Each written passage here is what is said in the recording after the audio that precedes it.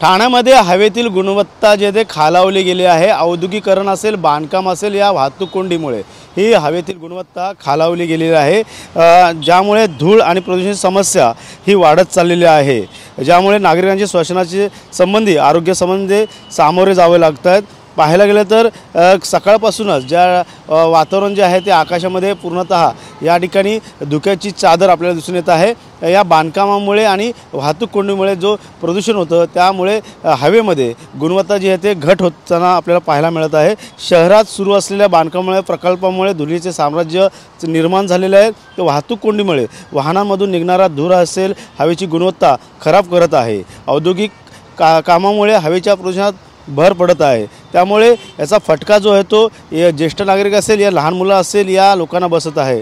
वातावरणातील धुळीच्या कणामुळे नागरिकांना श्वसनाचा देखील मोठे आजार होत आहेत। त्यामुळे उदाहरणार्थ पाहायला गेलं तर ताप असेल, खोकला असेल, घसादुखी असेल, हवेच्या गुणवत्तेची घट झाल्यामुळे प्रदूषणाची पातळी धोकादायक बनल्याचं चित्र आपल्याला या ठिकाणी दिसून येत आहे। पाहायला सकाळची वेळ असेल या सायंकाळच्या वेळेस असेल मोठ्या प्रमाणात वाहतूक कोंडी होत असते आणि वाहतूक कोंडी म्हणायला गेलं तर वाहनातून निघणारा गाडीमधून निघणारा जो धूर असेल या जे रस्त्याची बांधकामं सुरू आहेत त्यामुळे देखील मोठ्या प्रमाणात धुळीचं कण जे आहे ते हवेमध्ये जातात आणि त्यामुळे हवेची गुणवत्ता जी आहे ती घटताना आपल्याला इथं पाहायला मिळत आहे। त्यामुळे ठाणे महानगरपालिकेकडून आता या संदर्भात कशा प्रकारची उपाययोजना करतील हे देखील पाहणं गरजेचं राहणार आहे। कॅमेरा अथर्वसह गणेश थोरात, TV9 मराठी, ठाणे।